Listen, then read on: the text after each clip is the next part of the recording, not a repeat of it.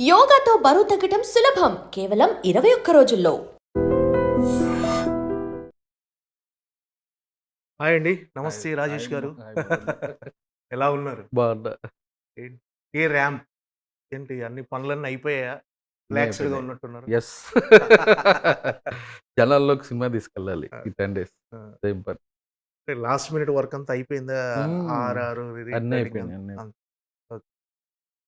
Total output చూసుకున్నాక ఎలాంటి అంటే paper మీద హ్మ్. ఉన్నప్పుడు ఉన్న కథ వేరు. ఇప్పుడు హ్మ్. వచ్చేసరికి చాలా మార్పులు జరుగుతాయి. స్పాట్ ఇంప్రూవైజేషన్ జరుగుతాయి. ఏ, బడ్జెట్ పెరుగుతది. ఏ. ఎలా ఉంది టోటల్ అవుట్‌పుట్ చూసుకున్న తర్వాత? డైరెక్టర్ కొత్త డైరెక్టర్.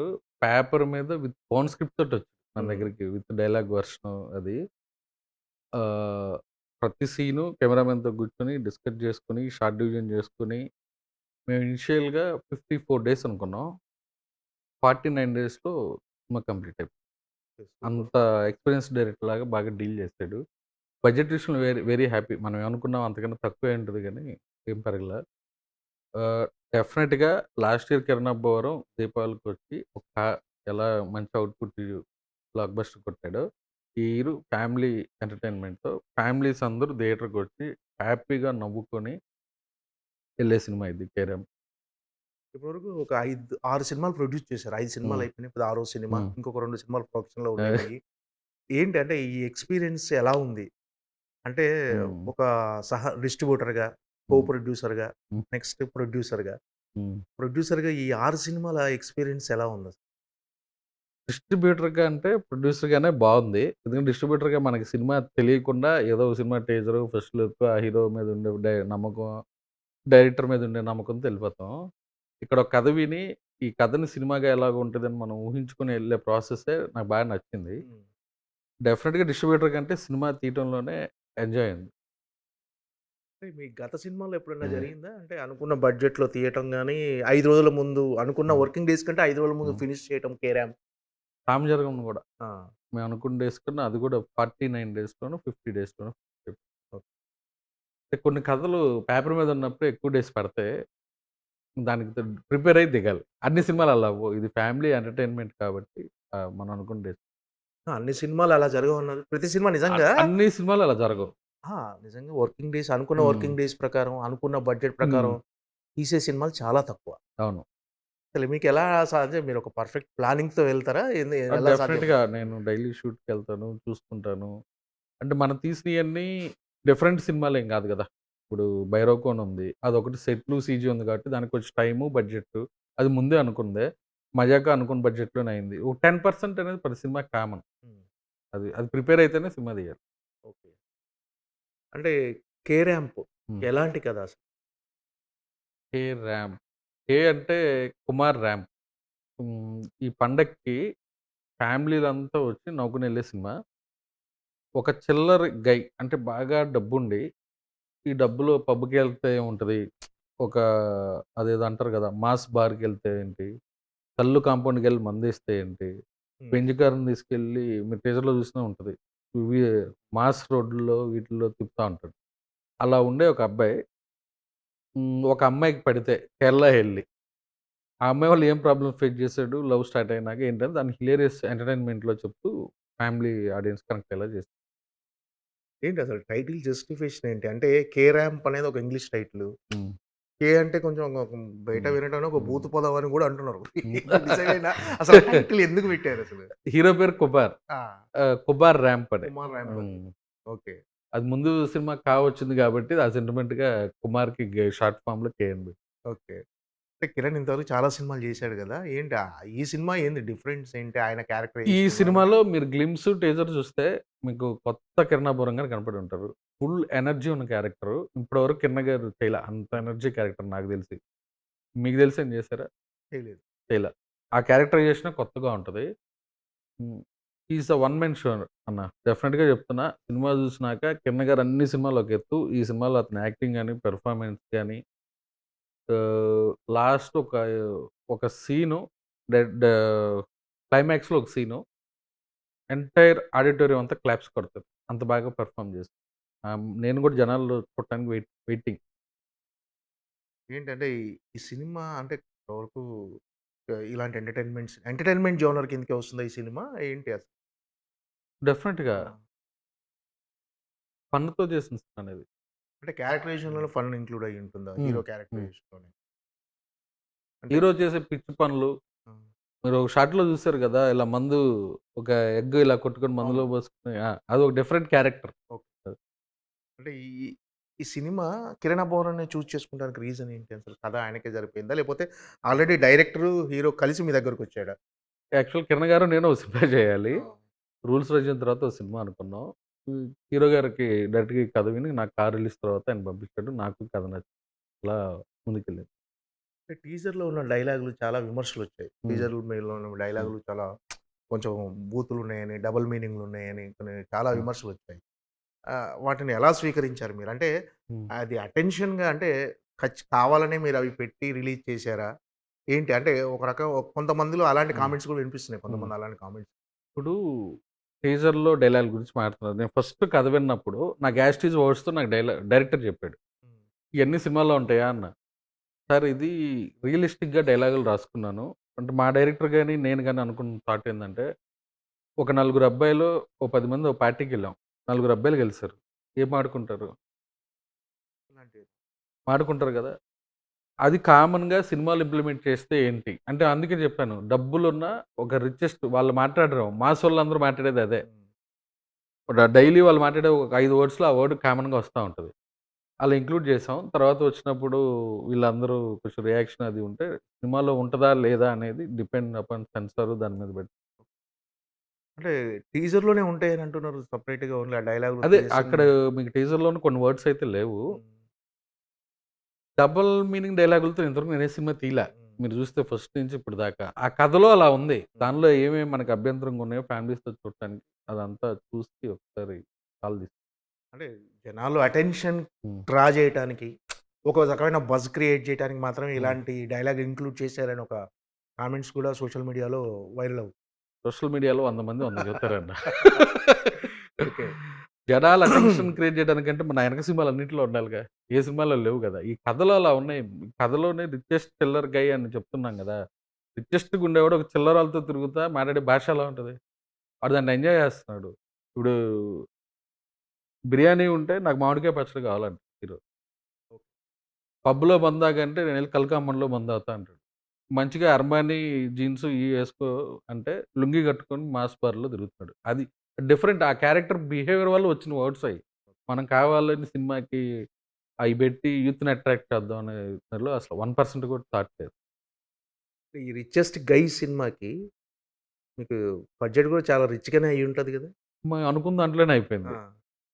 అంటే ఇప్పుడు ఆ బడ్జెట్‌కి మీరు చేసిన బిజినెస్‌కి హ్యాపీ. మీకు వచ్చిన నాన్ థియేట్రికల్ యెస్. ఇయన్నీ యెస్. అంతా యెస్. హ్యాపీయా? యెస్.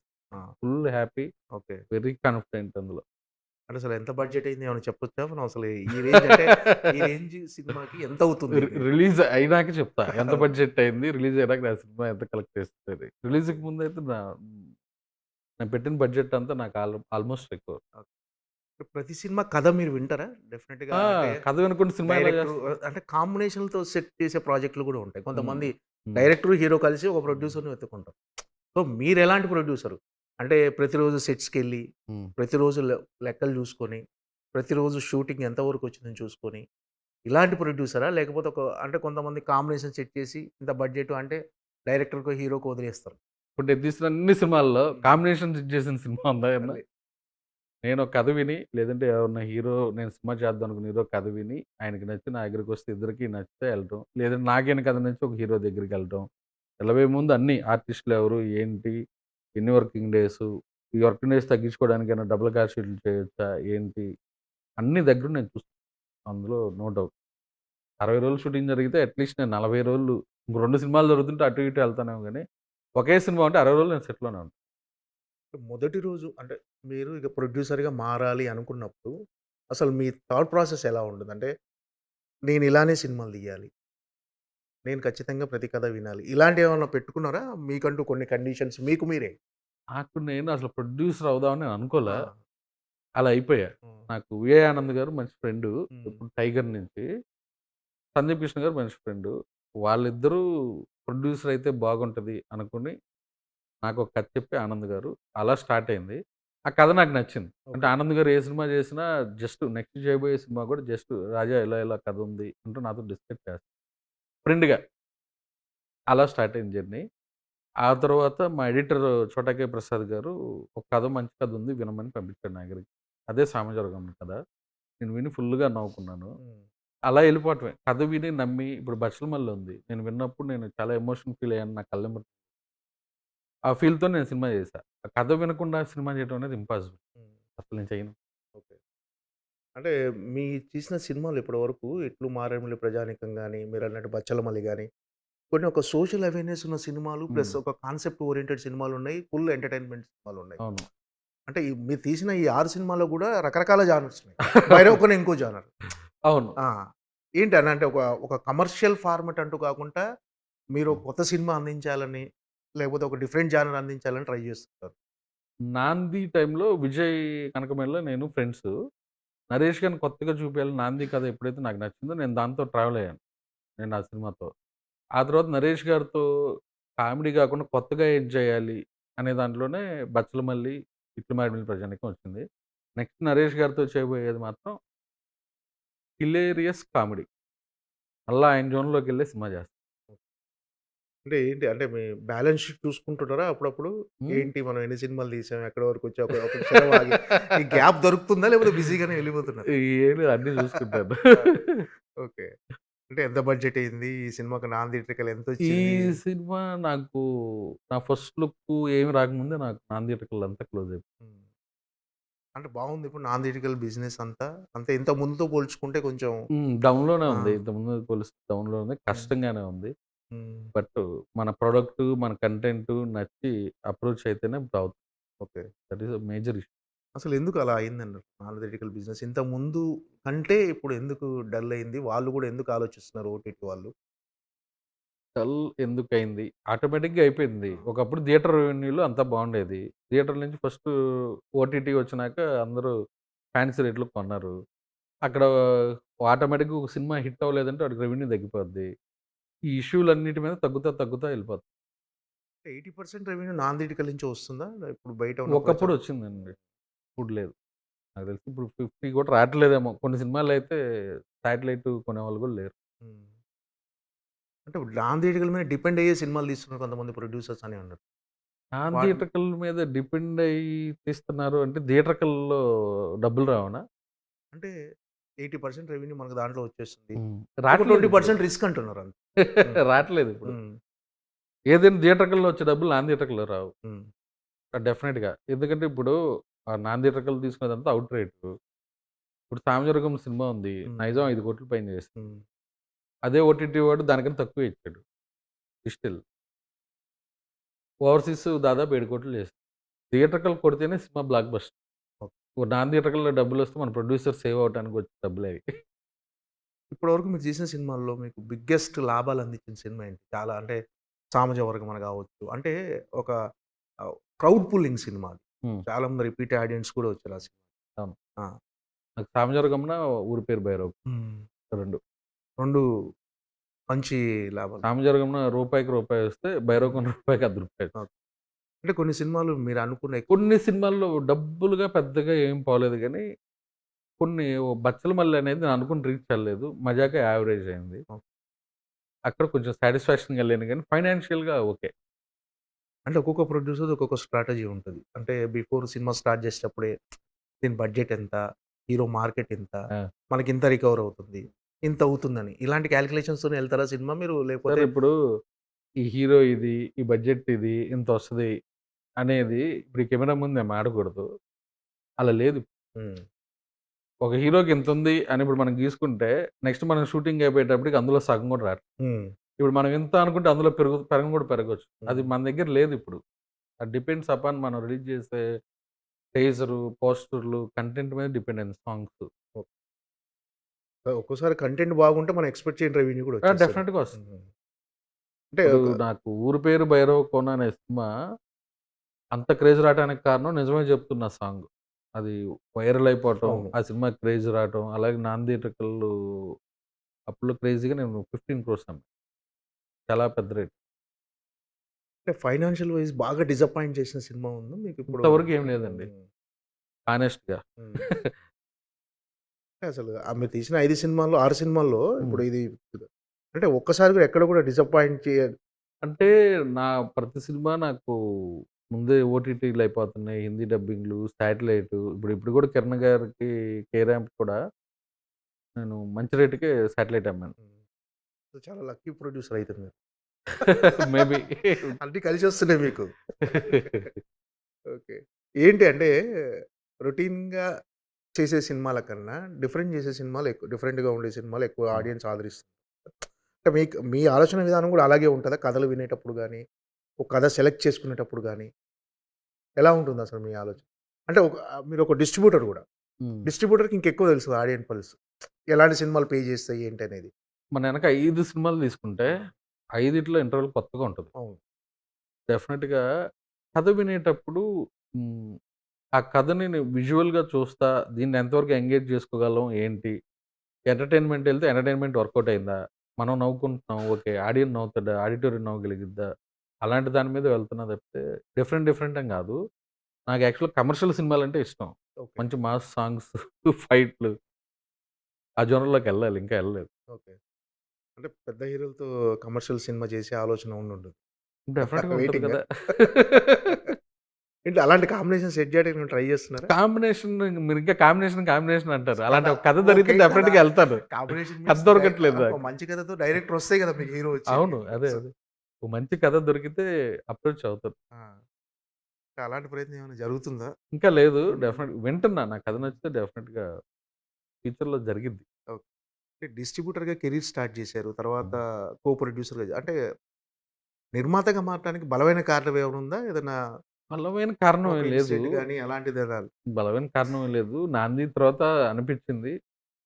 అనిల్ సుంకర్ గారు, నేను డిస్ట్రిబ్యూటర్‌గా ఉన్నప్పుడు, ఆయన ప్రొడ్యూసర్ ఉన్నప్పుడు ట్రావెల్ అయ్యేవాడిని. ఇలా అనుకుంటున్నాను సార్ అన్నాను. అలా ఆయన, నేను కలిపి 2 సినిమాలు చేయటం అలా అయిపోయింది. అనిల్ సుంకర్ గారితో హ్మ్. కలిసి. అవును. హ్మ్. 'సామంజరగమున భైరవకున' అనిల్ గారు.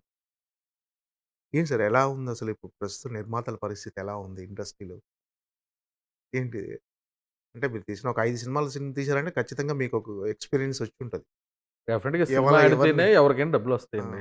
హ్మ్. అది. అలాంటి పరిస్థితిలో ఉన్నాం హ్మ్. ప్రెజెంటు. లక్కీగా ఆడియన్స్ అందరూ థియేటర్‌లకొస్తున్నారు. హ్మ్.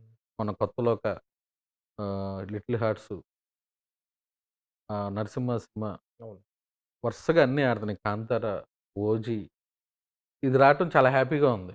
ముందు జనం థియేటర్‌లకి అలవాటు పడతా ఉంటే ఇంకా ఫ్యూచర్‌లో డెఫినిట్‌గా రెవెన్యూ పెరుగుతా ఉంటుంది. మీరంటున్న 'కొత్త లోక' గాని, 'లిటిల్ హార్ట్స్' గాని ఇలాంటి ఒక చిన్న సినిమాలకు వచ్చే రెవెన్యూ అంటే సినిమా కాన్సెప్ట్ బాగుండి, హ్మ్. సినిమా బాగుంది, ఎంగేజ్ చేయగలుగుతుంది, ఎంటర్‌టైన్‌మెంట్ ఉంది అంటే ఆడియన్స్ వస్తున్నారు. కానీ కొన్ని పెద్ద సినిమాలు వచ్చిన టాక్‌కి, కలెక్షన్స్‌కి సంబంధం లేకుండా ఇప్పుడు కొన్ని అంటే సినిమా పేర్లు అనవసరం హ్మ్. గానీ, దాని వాటికొచ్చే టాక్ గాని, వాటికొచ్చే హ్మ్. రివ్యూస్ గాని, కానీ ఎందుకో రీచ్ అవ్వలేకపోతున్నాయి. వీకెండ్ వరకే థియేటర్‌లో జనాలు కనిపిస్తున్నారు. దాని తర్వాత థియేటర్‌లన్నీ ఖాళీగా ఉంటాయి. కానీ వాళ్ళు ఎక్స్‌పెక్ట్ చేసిన రెవెన్యూకి రీచ్ అవ్వలేకపోతున్నారు. అవును. ఎందుకని? ఏంటి రీజన్? అంటే జనాలు థియేటర్‌కి రావడం తగ్గించారు. ఓటీటీ ఆప్షన్ పెట్టుకున్నారని అనుకుంటున్నారా? ఏంటి? ఓటీటీ ఆప్షన్ పెట్టుకుంటే, ఆ! మరి మొన్నే కదా 'ఓజీ' అని చేసింది హ్మ్. చూసారన్నీ. 'కాంతార' ఇప్పుడు ఎలా కొడుతుందో. జనాలు థియేటర్‌కొస్తున్నారు. వాళ్ళకి నచ్చే కంటెంట్ మనం తీయాలి. ప్రొడ్యూసర్‌గా మన బాధ్యత. డెఫినిట్‌గా వాళ్ళకి నచ్చే కంటెంట్ తీస్తే 'లిటిల్ హార్ట్స్' అంతా కొత్తోళ్ళే కదండీ.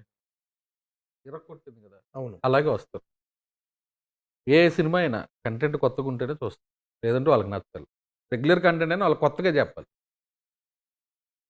అంటే ఓటీటీ వచ్చిన తర్వాత మోర్ టఫ్‌గా అనిపిస్తుందా ప్రొడ్యూసర్ జాబ్ అనేది? అంటే ఒక సినిమా తీయటము, ఇది ఎలా ఉంటదో తెలీదు. ఆడియన్స్ వస్తారో లేదో తెలీదు. మోర్ టఫ్‌గా ఉందా ఇప్పుడున్న సిట్యుయేషన్? డెఫినిట్‌గా టఫ్‌గా ఉంటది. బట్ మనం సెలెక్ట్ చేసుకునే కథలో కొత్తగా ఏదో ఒకటి సెలెక్ట్ చేసుకొని, మంచి పాటలు ఇది పడి, ఆ కథతో ఎంగేజ్ చేయగలిగితే, మనం అనుకున్న దానికంటే డబులొస్తది రెస్పాన్స్. అంటే ఈ ఈ ఈ విషయంలో మీరు ఫాలో అయ్యే పాలిసీ ఏంటి? దేన్ని ఫాలో అవుతారు? నేను దేన్ని ఫాలో అవ్వనన్నా. హ్మ్. నాకు కథ నచ్చిందా, ఇవాళ కథ విన్నా, సాయంత్రం రేపు దాని మీద నేనే ఊహించుకుంటా. ఇది ఆ కామెడీ గాని, ఇది గాని ఆ బ్లాక్‌లు వర్కౌట్ అవుతుందా ఏంటి? అదే మూడ్‌లో ఉంటా నేను. చూసుకుంటా ఉంటాను. ప్రతి సినిమా నా వెల్ విషర్స్ అందరికి రిలీజ్‌కి ముందే ఓ 10, 15 మందికి చూపిస్తా. అందులో ఏమైనా తప్పులున్నాయా ఏంటి? ఎవరో డిఫరెంట్ ఒపీనియన్స్ ఉంటాయి. మనమేం తప్పు చేసాం ఈ సినిమాలో అన్నీ చూసుకున్నాకే నేను ఫైనల్‌గా రిలీజ్ చేస్తాను. 'హేరామ్' విషయంలో మీరు అంటే ఇంత ఫుల్ హ్యాపీగా ఉండటానికి రీజను అంటే ఫస్ట్ అనుకున్న పేపర్ మీద ఉన్న కథ దానికంటే బెటర్ అవుట్‌పుట్ చూసుకున్నారా? కథ చెప్పిన దానికన్నా బా తీసాడు. ఆ! ఎందుకంటే మన కెమెరామెన్ కూడా సతీష్ అని హ్మ్. 'కా' సినిమా కెమెరామెన్. హ్మ్. మంచి విజువల్స్ అయ్యొచ్చు. వాళ్ళిద్దరూ నా దగ్గరికి రాబోయే ముందే డైరెక్టర్, కెమెరామెన్ ఒక 6 నెలలు ఈ కథ మీద ట్రావెల్ అయ్యారు. హ్మ్. కాబట్టి ఎక్కడ ఏం చేయాలి? ఎలా చేయాలి? అనే క్లారిటీతో ఉండటం బాగా ప్లస్ అయింది. అనుకున్న దానికంటే బాగొచ్చింది. కథ విన్నప్పుడు కంటే సినిమాగా చూస్తున్నప్పుడు ఇంకా బాగొచ్చింది. మీకు డిస్ట్రిబ్యూటర్‌గా ఉన్న ఎక్స్‌పీరియన్సు యాస్ ఎ ప్రొడ్యూసర్‌గా ఎంతవరకు ఉపయోగపడుతుంది? కథలు సెలెక్ట్ చేసుకోవడంలో గాని, ఇంకే విషయంలో ఎక్కువ అంటే డీల్ చేసే విధానం గాని? డిస్ట్రిబ్యూటర్‌గా రావటం వల్ల ఏందంటే, డిస్ట్రిబ్యూటర్‌లు అందరూ ఫ్రెండ్స్ ఉన్నారు కాబట్టి నా సినిమా రిలీజ్‌కి అది డెఫినిట్‌గా హెల్ప్. కథలు వినటం కూడా అప్పట్లో చిన్నప్పటి నుంచి సినిమాలు చూసుంటాం గదా! అలాంటి సినిమా ఇప్పుడు నాకు లవ్ స్టోరీ తీయాలని ఉంది. ఇంతవరకు లవ్ స్టోరీ తీయలా. తెలీదు. ఓకే. ఒక కొత్త లవ్ స్టోరీ అప్పట్లో 'నిన్నే పెళ్లాడతా', 'గులాబీ' అలాంటి లవ్ స్టోరీ తీయాలని ఉంది. ఆ కథతో ఎవరైనా వస్తే ఇమ్మీడియేట్‌గా సినిమా చేయడానికి రెడీగా అంటే చాలామందికి డిస్ట్రిబ్యూటర్స్ రేషియో ఎలా ఉంటది? కలెక్షన్స్ రేషియో చాలా మందికి తెలియదు. హ్మ్. జస్ట్ నాలెడ్జ్ కోసం హ్మ్. అడుగుతున్నాను. జస్ట్ మన హ్మ్. ఆడియన్స్ కోసం. సరే ఒక సినిమా ఒక 10,00,00,000 కలెక్ట్ చేస్తే, అందులో డిస్ట్రిబ్యూటర్‌కొచ్చే వాటా ఎంత? ప్రొడ్యూసర్స్ వాటా ఎంత? ఏంటి అసలది? ఇప్పుడు ఒక ఏరియాకి 10,00,00,000కి డిస్ట్రిబ్యూటరు ప్రొడ్యూసర్ అమ్మాడనుకోండి. ఫస్ట్ ఆయన డబ్బులు రికవరీ అవ్వాలి గదా! ఆస్ ఆయన డబ్బులు రికవరీ అయ్యి, ఆయన ఎక్స్‌పెన్సెస్ అయ్యి 20% పోయినాక ఎన్ఆర్ఐ అమ్మితే బ్యాలెన్స్ ప్రొడ్యూసర్‌కొస్తది. రికవరబుల్ అడ్వాన్స్ మీదంటే ఒక పర్సెంటేజ్ మాట్లాడుకుంటాం. దాని ప్రకారం వెళ్తాం. ఓకే. గ్రాస్‌లో నుంచి 50% ఆల్‌మోస్ట్ డిస్ట్రిబ్యూటర్‌కెళ్తది. అంటే ఒక డిస్ట్రిబ్యూటర్ ఒకవేళ లాస్ అయ్యాడనుకోండి ఆ సినిమా హ్మ్. తీసుకొని, దాన్ని ప్రొడ్యూసర్ దగ్గర నుంచి మీరు తీసుకునే విధానం ఎలా ఉంటది ఒక డిస్ట్రిబ్యూటర్? డెఫినిట్‌గా డిస్ట్రిబ్యూటర్‌ని వదిలేస్తే రికవరీ అనేది ఎలా ప్రొడ్యూసర్ అనేది ఎంతవరకు ఉండడు. ఉంటుంది? హ్మ్. డెఫినిట్‌గా వాళ్ళకి కూర్చొని ఏముంది నెక్స్ట్ మనం ఏం చేయగలం? ఏంటి? అలా ప్రాసెస్‌లోనే ఎళ్తున్నారు అందరూ. హ్మ్. అందరూ డిస్ట్రిబ్యూటర్‌ని బాగా చూసుకుంటేనే హ్మ్. ప్రొడ్యూసర్‌లు ఈ బిజినెస్ ఉంటది. హ్మ్. అంటే మీకంటూ ఒక సెట్ ఆఫ్ డిస్ట్రిబ్యూటర్స్ రెడీగా ఉంటారు ప్రతి సినిమాకి. హ్మ్. అవును. రెగ్యులర్‌గా వాళ్ళతోనే ట్రావెల్ అవుతుంటారు. అవును. ఏదైనా వాళ్ళతోనే. అవును. అంటే ప్రతి ప్రతి ఒక్కరికి ఇలా ఒక సెట్ ఆఫ్ డిస్ట్రిబ్యూటర్లు రెడీగా ఉంటారు అందరికి. ఉన్నారు. ఆ! ఓకే. అంటే నష్టం వచ్చినా, లాభం వచ్చినా వాళ్ళతో షేర్ జూసుకోవడానికి అంత రెడీగా ఉంటారు. హ్మ్. అంటే యాస్ ఎ ప్రొడ్యూసర్‌గా మీకు ఇన్‌స్పిరేషన్ ఎవరు? అంటే 'దిల్ రాజు' గారు గావచ్చు, 'రామానాయుడు' గారు గావచ్చు హ్మ్. చాలామంది ఉన్నారు. నాకు 'దిల్ రాజు' ఆ! అంటే 'బొమ్మరిల్లు', 'శ్రీరాములు' థియేటర్‌లో 10 సార్లు చూసా. 'ఆర్య', 'కొత్త బంగారు లోకం' ఇయన్నీ మైండ్ బ్లాస్ట్ చేసిన సినిమాలు. ఓకే. ఎందుకండి ఆయనలో ఏం నచ్చుద్ది 'దిల్ రాజు' గారిలో? సినిమాలు హ్మ్. ఆయన తీసిన సినిమాలన్నీ కొత్తోళ్ళని పెట్టి హ్మ్. ఆ సినిమాలన్నీ ఇష్టం. నాకు ఆయనే నా ఫేవరెట్ తీశారంటే 'రాజు'. ఫ్యూచర్‌లో మీ దగ్గర నుంచి ఎలాంటి సినిమాలు ఎక్స్‌పెక్ట్ చేయొచ్చు? నెక్స్ట్ యాక్షన్ థ్రిల్లర్ ఒకటి చేస్తా. సంయుక్త 'నరేష్' 'సంయుక్త గారితో. మీనన్' గారిది. ఆ! సంయుక్త. టైటిల్ ఏమి అనుకోలేదా దానికి? రేపు దీపావళికి టైటిల్ అనౌన్స్. ఆ! 'నరేష్' గారితో ఫుల్ టైమ్ ఎంటర్‌టైన్‌మెంట్. హ్మ్. ఈసారి ఆయన స్టైల్‌లోనే ఎళ్తా. ఓకే. ఫుల్ ఆ! ఎంటర్‌టైన్‌మెంట్. ఓకే. ఏంటి అంటే 'కే ర్యాంప్' అనే సినిమా థియేటర్‌కొచ్చి ఆడియన్స్ చూడాలి అని చెప్పడానికి రీజన్ ఏముందసలు మీ దగ్గర? అంటే వాళ్ళకొక ఆ! ఆప్షన్ ఉంది చేతిలో. ఏది? ఓటీటీ అనే ఒక ఆప్షన్ ఉంది. సో, దాన్ని ఓవర్‌కమ్ చేసి మనం థియేటర్‌కి రావాలి అంటే, ఈ సినిమాలో మీరు ఏమి చూపించబోతున్నారు? మీరు ఓటీటీ గాని అనే ఆప్షన్ అన్ని సినిమాలకుంది.